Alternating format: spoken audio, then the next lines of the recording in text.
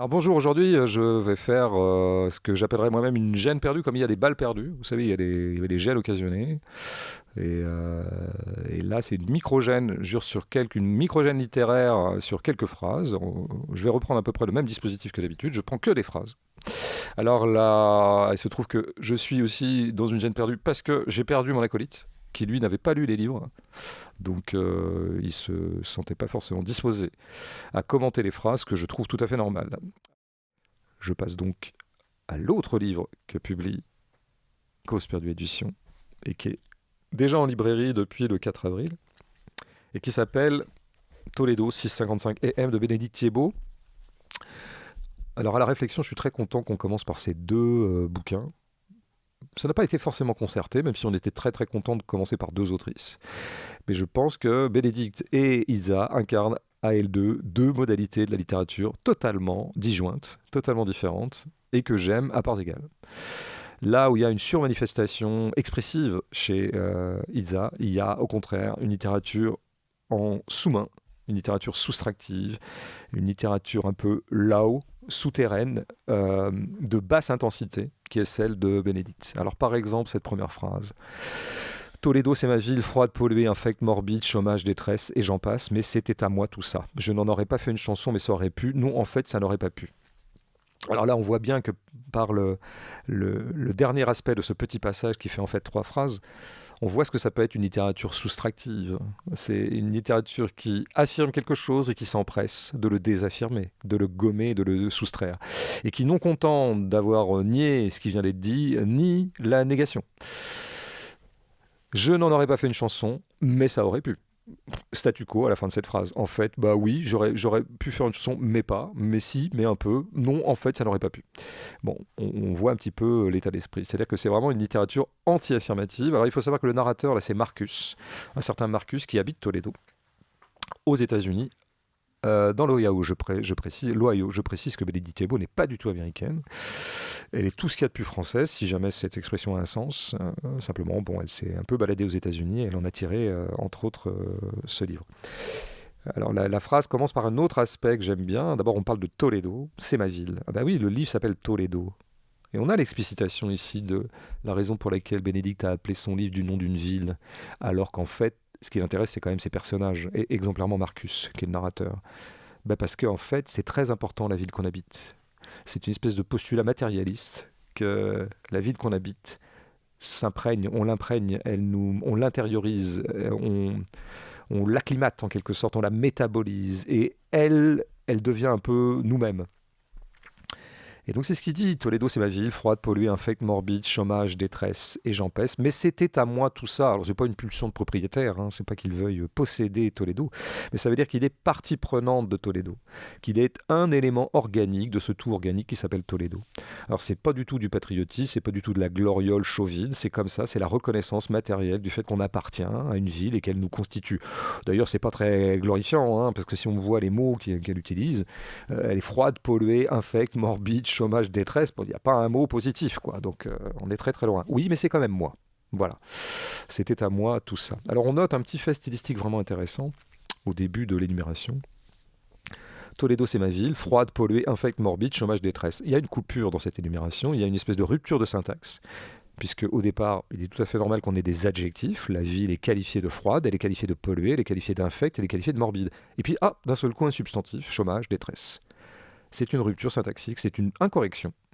Et pourquoi Bénédicte, je crois, se permet de mettre tout ça sur le même plan, c'est qu'en fait, le chômage et la détresse qui s'ensuit. Alors chômage parce que c'est une ville industrielle qui est très organisée autour de l'usine Chrysler, et évidemment on est en 2008-2009, donc forcément l'industrie automobile est déjà en berne, et que donc la ville industrielle qu'elle était est en train de devenir une ville de chômage. Mais le chômage, finalement, qui est un substantif, finit par tellement être important dans l'économie organique d'une ville qu'il a la même, comment dire, influence morale, matérielle que le froid, la pollution, l'infect. Le chômage devient une qualification au même titre qu'un fait économique. C'est ça. D'ailleurs, on le connaît bien, ça c'est quelque chose qu'on a tous perçu. Il y a des villes qui sont très marquées par le chômage. Il y a des villes de déshérence industrielle et cette déshérence devient l'identité même de la ville et par contre-coup l'identité aussi de ces personnages. Je note un peu plus loin, page 104, une opération syntaxique à peu près du même acabit, juste pour le plaisir. Je descends au terminus et commence à errer dans les rues, larges, grands immeubles, vastes trottoirs, temps couvert et quelques gouttes même qui m'obligent à m'abriter un moment. Là, elle passe pareil, elle commence par des rues larges, donc normal, adjectif qualificatif, puis hop, sans coup férir, on passe à des noms, grands immeubles, vastes trottoirs, temps couvert et quelques gouttes. Bah oui, c'est toujours un peu la même chose. Tous ces éléments du décor sont finalement des qualifications de la ville qui sont tout aussi matérielles que le fait que les rues soient larges, etc. Bon, par ailleurs, je pense qu'il y a vraiment là une narration de la notation. C'est-à-dire que c'est une notation anti-expressive. Je ne suis pas en train de vous dire ce que je pense de quelque chose, je note les choses au fur et à mesure qu'elles m'apparaissent. Et on peut dire que je pourrais appeler ça une narration humble, une narration modeste, à l'image de Marcus, qui est un homme très ordinaire, qui est un homme qui relève les choses, mais qui n'affirme jamais rien sur ces choses-là.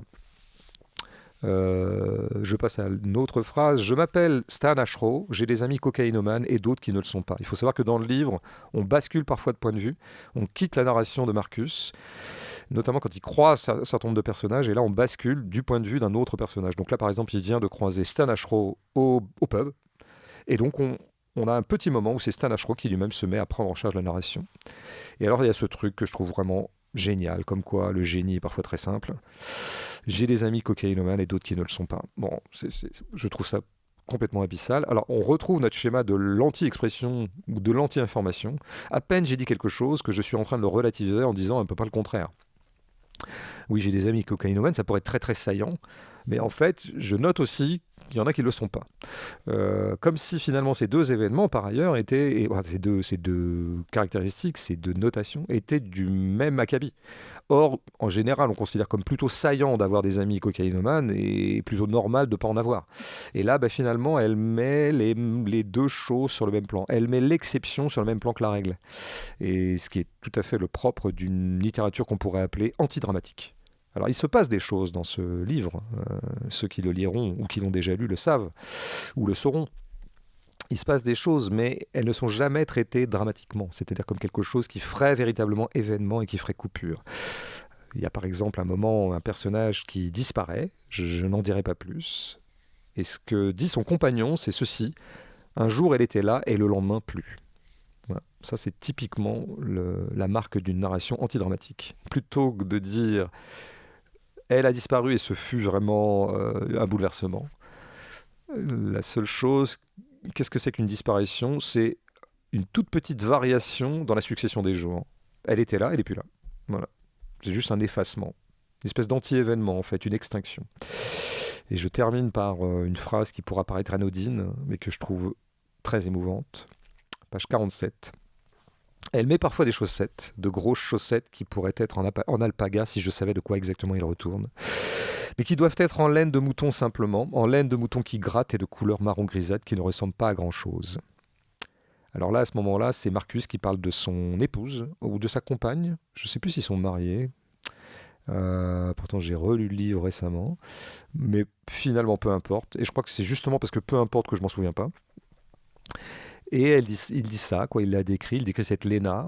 Et alors il décrit Léna en disant sa beauté, sa splendeur, la merveille qu'elle est le matin au petit déjeuner. Pas du tout, elle décrit ses chaussettes.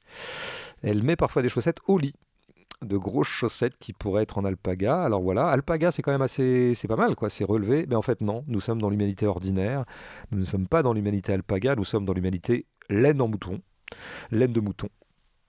Et l'adverbe simplement s'impose ici, puisque nous avons affaire à ce qu'on appelle des gens simples. Alors, gens simples, c'est toujours un peu condescendant, mais disons plutôt des gens ordinaires, des gens sans histoire, des gens qui ne font pas trop de bruit, des gens qui veulent juste le vivre en paix. Et c'est le caractère extrêmement émouvant du livre, c'est ça en fait. C'est l'humanité laine de mouton. Et puis c'est l'humanité chaussette au lit. Alors on pourrait dire évidemment dans un roman bourgeois ou qui ne jure que par la passion amoureuse, avec des gens extrêmement beaux, qui se désirent passionnément. Le fait de mettre des chaussettes au lit, c'est vraiment le truc rébarbatif, anti-érotique au possible. Là, il faut savoir que ces lignes-là sont des lignes d'amour. Il y a une façon de décrire sa compagne de décrire cette espèce de quotidienneté, et aussi se lâcher prise en quelque sorte, en tout cas se laisser aller, en tout cas elle ne s'impose pas d'être parfaite tous les jours. C'est précisément la raison pour laquelle Marcus est amoureux d'elle. C'est ça qui lui inspire tant de tendresse, qui font qu'ils compagnonnent ensemble depuis tant d'années. Bon, il faut savoir aussi que la narration de Bénédicte Thiebaud est toujours très très portée sur le sensoriel. C'est-à-dire que là où précisément nous n'avons rien à dire du monde, tout ce que nous pouvons faire, c'est proposer des petites notations, des notations sensorielles qui donnent la mesure physique de ce que c'est qu'être au monde. Ce n'est pas des grandes théories sur la condition humaine, c'est le vécu matériel de la condition humaine. Et notre condition, c'est ça. Des fois, on a froid aux pieds, donc on met des chaussettes, et c'est dans le lit. Il y a une phrase comme ça, et je terminerai là-dessus, qui est qui résume bien les choses, qui résume le matérialisme profond de ce texte, mais un matérialisme vivant, au sens, je dirais, sensualiste et sensoriel.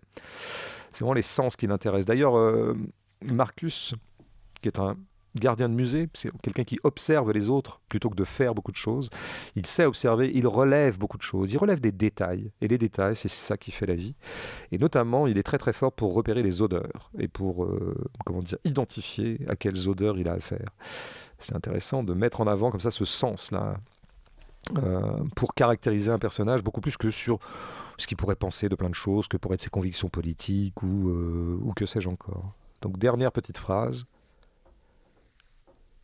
Elle sentait la Bud et moi le Bourbon, bon mélange au niveau de la langue. Et oui, Marcus est en train de nous raconter, ou je crois que c'est Marcus, il était au pub, il a embrassé une femme dans une soirée. Et bien voilà ce qu'il nous dit, elle sentait la Bud et moi le Bourbon, bon mélange au niveau de la langue. Vous voyez, on est en train de s'embrasser, c'est quand même pas rien de s'embrasser, plutôt que de dire ce fut un grand moment d'extase, ou au contraire, ce fut le début de mes malheurs, on va faire une notation de goût, gustative, l'effet que ça me fait, l'effet matériel que ça me fait. Et c'est frappé au coin du bon sens, oui, elle avait bu de la Bud et moi du Bourbon, donc du coup ça fait un mélange des langues, hein, et qui est là est plutôt apprécié comme un bon mélange. Voilà, j'espère que tout ça vous aura donné envie de lire l'ensemble des 2 livres en question.